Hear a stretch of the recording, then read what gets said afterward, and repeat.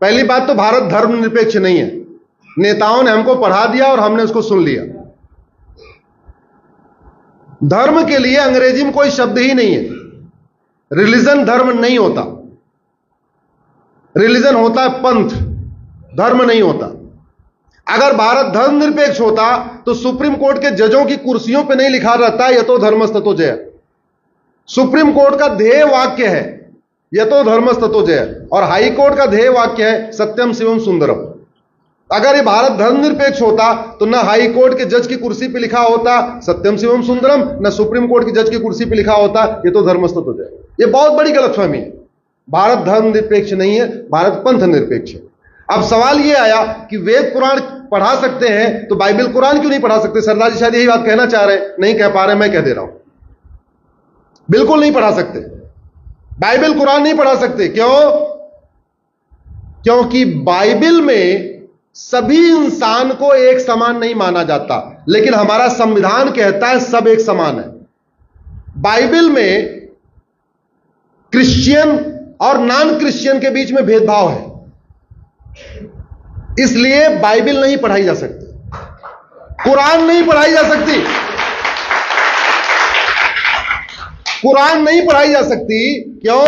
क्योंकि कुरान में इस्लाम और नॉन इस्लाम, मुस्लिम और गैर मुस्लिम को समान नहीं माना गया है, उसमें भेदभाव किया गया। वेद पुराण यह नहीं कहता है कि आप, वो कहता ही नहीं है कि आप सिख हो कि जैन हो कि हिंदू हो या कि मुस्लिम, कुछ नहीं कहता। वो तो कहता है अष्टांग योग का पालन करो, यम नियम का पालन करो, स्वाध्यायी बनो, सदाचार करो, इस तरीके की बातें हैं। इसलिए वेद पुराण पढ़ाया जा सकता है। सनातन, आप इसको दो तरीके समझिए। दुनिया में 1100 रिलीजन है। अगर भारत के परिप्रेक्ष्य में देखें तो दो तरीके, भारत में दो तरीके के रिलीजन है। एक इंडियन ओरिजिन रिलीजन, एक फॉरेन रिलीजन। एक वो रिलीजन है, रिलीजन और धर्म में सरदार जी, अब आप, अरे सरदार जी सवाल पूछ लिया, जवाब नहीं सुन रहे हो। हाँ, आपने पूछा, सुन तो लो।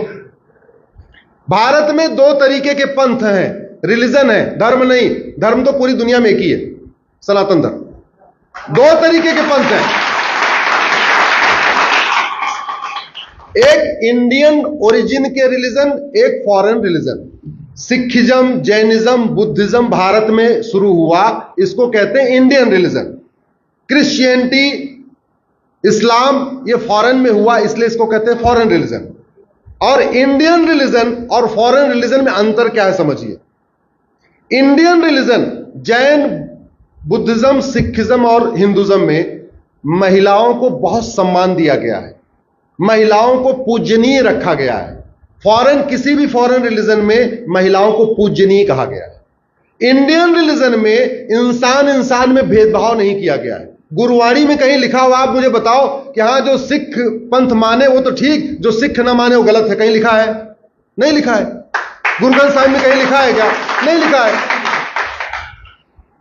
उसमें लिखा हुआ है। इसलिए पहली बात तो दुनिया में धर्म एक है, पंथ अलग अलग है। लेकिन जो लोग ये कहते हैं कि सब धर्म एक समान है, बिल्कुल गलत बात है। जब सबकी किताबों की शिक्षा अलग अलग है, किताबों में ऊंच नीच का भेदभाव है, कुछ किताबों में छुआछूत की बातें हैं, तो सब एक समान कैसे हो सकते हैं? हाँ, हिंदुज्म, जैनिज्म, बुद्धिज्म, सिखिज्म की लगभग टीचिंग एक जैसी है। न किसी में धर्मांतरण करना सिखाया गया है, न किसी को यह सिखाया गया है कि जो न माने उसको कत्ल कर दो। कहीं ये नहीं लिखा गया कि जो नहीं मानता उसको कैसे भी करके धोखा दे के, लालच दे के, प्यार से उसको कन्वर्ट करके लाओ। न गुरु ग्रंथ साहिब में लिखा है, न कहीं जैनिज्म में लिखा है, न बुद्धिज्म में लिखा गया, न सिखिज्म में लिखा है, न सनातन धर्म में लिखा गया। इसलिए भारत धर्म निरपेक्ष नहीं है, भारत पंथ निरपेक्ष है।